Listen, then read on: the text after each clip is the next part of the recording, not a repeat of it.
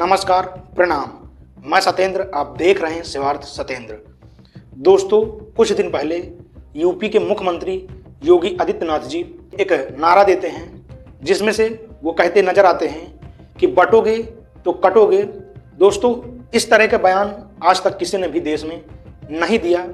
ये इस तरह का बयान था कि दोस्तों इसको सुनते ही मन में हिंसा जैसे भाव उत्पन्न होने लगते हैं। लेकिन दोस्तों, योगी जी के इस नारे को अब अल्टीमेट जवाब मिल गया है। दोस्तों, जवाब है दोस्तों, ना बटेंगे ना हटेंगे। ये जवाब दोस्तों किसी पॉलिटिकल पार्टी के नेता ने नहीं दिया। यह जवाब प्रयागराज के छात्रों द्वारा दिया गया है कि ना बटेंगे ना हटेंगे। दोस्तों, प्रयागराज के छात्र विरोध प्रदर्शन के लिए, आंदोलन करने के लिए सड़कों पर उतर आए हैं और विरोध प्रदर्शन के ही दौरान वहां के छात्रों ने यह नारा दिया है कि न बटेंगे न हटेंगे, जुड़ेंगे और जीतेंगे। ये प्रयागराज के विद्यार्थियों का नारा था दोस्तों, जो योगी आदित्यनाथ के नारे को करारा जवाब था। दरअसल दोस्तों, मामला है कि यूपी पीएससी ने 5 नवंबर को अपना नोटिस जारी किया था जिसमें पीसीएस प्री एग्जाम 7 और 8 दिसंबर को 2 शिफ्ट में कराई जाएंगी और वहीं आरओ का एग्जाम 22-23 दिसंबर को 3 शिफ्ट में कराया जाएगा और जिसमें अंक निर्धारण में नॉर्मलाइजेशन प्रक्रिया लागू होगी। दोस्तों, बस दोस्तों, इसी बात को लेकर अभ्यर्थी आयोग के इस फैसले का विरोध लगातार कर रहे हैं और यही कारण है कि वो प्रयागराज में विरोध प्रदर्शन करने पर तुले हुए हैं। अभ्यर्थियों ने दोस्तों आयोग से अपनी मांगों को रखा है। उनका कहना है कि जब तक हमारी मांगें पूरी नहीं की जाएंगी तो हम लोग विरोध प्रदर्शन करना बंद नहीं करेंगे और हम लगातार विरोध प्रदर्शन करते रहेंगे। पर दोस्तों, अभ्यर्थियों की, छात्रों की आखिर मांगें हैं क्या? दोस्तों, छात्रों का कहना है कि यूपी पीसीएस एग्जाम और आरओ का एग्जाम एक ही दिन और एक ही शिफ्ट में कराया जाए और नॉर्मलाइजेशन व्यवस्था लागू नहीं होनी चाहिए और नोटिफिकेशन के अनुसार एग्जाम होना चाहिए। ये दोस्तों छात्रों की मांगे हैं और छात्रों का कहना है कि जब तक हमारी मांगें पूरी नहीं होंगी हम विरोध प्रदर्शन बंद नहीं करेंगे।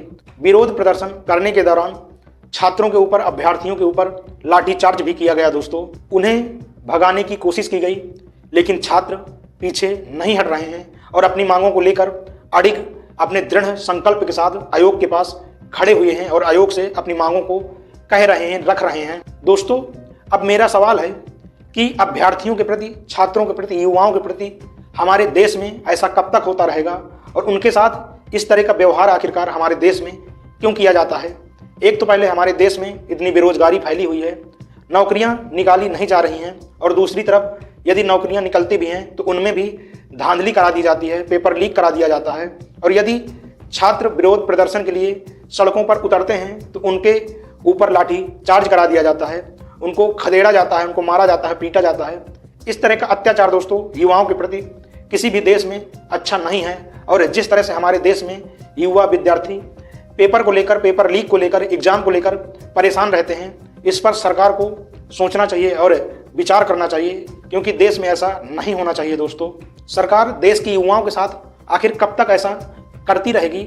सरकार को यह जवाब देना पड़ेगा कि आखिर देश के युवाओं, छात्रों के साथ इस तरह का व्यवहार क्यों किया जाता है। जहां दोस्तों एक तरफ कहा जाता है कि बेटी बचाओ बेटी पढ़ाओ, लेकिन वहीं बेटियों के ऊपर लाठीचार्ज किया जाता है।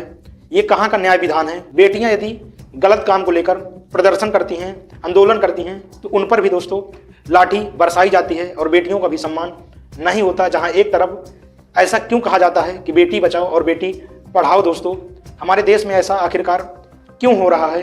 प्रयागराज प्रदर्शन के दौरान की दोस्तों ये तस्वीरें हैं जो लड़कियों ने अपने बैनर में लिखा हुआ था कि बेटियों ने ली पढ़ने की जिम्मेदारी, अब अगर आगे न बढ़े तो है गलती तुम्हारी। और दोस्तों छात्रों ने अलग अलग नारे भी दिए हैं। छात्रों का कहना था ना बटेंगे ना हटेंगे, जुड़ेंगे और जीतेंगे। ये दोस्तों योगी जी के उस नारे का मुंह तोड़ करारा जवाब भी था। दोस्तों, अब दोस्तों ये प्रयागराज में जो विरोध प्रदर्शन छात्रों द्वारा किया जा रहा है ये राजनीतिक मुद्दा भी बन चुका है। इसमें यूपी के पूर्व मुख्यमंत्री अखिलेश यादव ने भी ट्वीट करके सरकार पर निशाना साधा है और भाजपा सरकार से सवाल पूछे हैं। अखिलेश यादव ने कहा है कि युवा विरोधी भाजपा का छात्राओं और छात्रों पर लाठीचार्ज बेहद निंदनीय कृत्य है। इलाहाबाद में यूपीपीएससी में धांधली को रोकने के लिए अभ्यर्थियों ने जब मांग बुलंद की तो भ्रष्ट भाजपा सरकार हिंसक हो उठी। हम फिर दोहराते हैं, नौकरी भाजपा के एजेंडे में है ही नहीं। हम युवाओं के साथ हैं। ये है भाजपा राज में बेटियों के हालात। सड़क पर आना पड़ा लेकर तख्ती हाथ, जुड़ेंगे तो जीतेंगे। बेटी बेटा कहे आज का नहीं चाहिए भाजपा। योगी बनाम प्रतियोगी छात्र हुआ माहौल। आज उपकृत प्रतियोगी परीक्षाओं के हर अभ्यर्थी, हर छात्र, हर युवक युवती की जुबान पर जो बात है वो है नौकरी भाजपा के एजेंडे में है ही नहीं।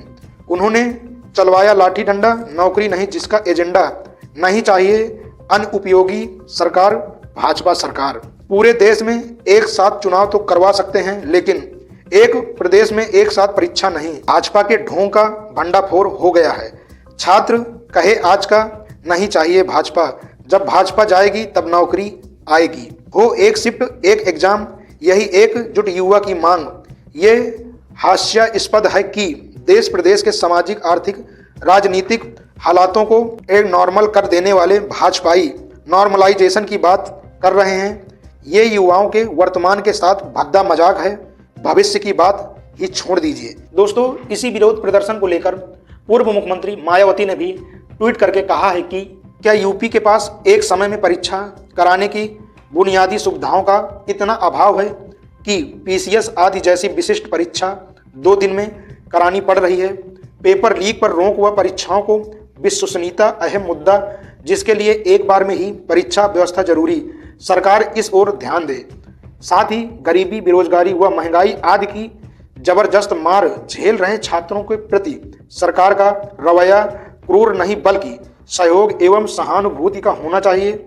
इसको लेकर सरकार खाली पड़े सभी बैकलॉग पर जितनी जल्दी भर्ती की प्रक्रिया पूरी करे उतना बेहतर। लोगों को रोजी रोजगार की सख्त जरूरत। दोस्तों, आपने देखा कि किस तरह से बीजेपी सरकार युवाओं के साथ किस तरह का बर्ताव कर रही है। ऐसा बर्ताव दोस्तों निंदनीय है। सरकार को ऐसा नहीं करना चाहिए। सरकार को और आयोग को अभ्यर्थियों की मांगों को मानना चाहिए, पूरा करना चाहिए और वो जो मांगे रख रहे हैं उस पर सरकार को भी दोस्तों विचार करना चाहिए। लेकिन दोस्तों, इस पर आप लोगों की क्या राय है? आप लोग कमेंट सेक्शन पर अपनी राय जरूर बताएं कि सरकार वाकई युवाओं के साथ, अभ्यर्थियों के साथ गलत कर रही है या फिर सही कर रही है। आपकी जो राय हो वो जरूर दें। मिलते हैं एक अगली वीडियो में। तब तक के लिए अपने परिवार का ख्याल रखें, सुरक्षित रहें। जय हिंद, जय भारत।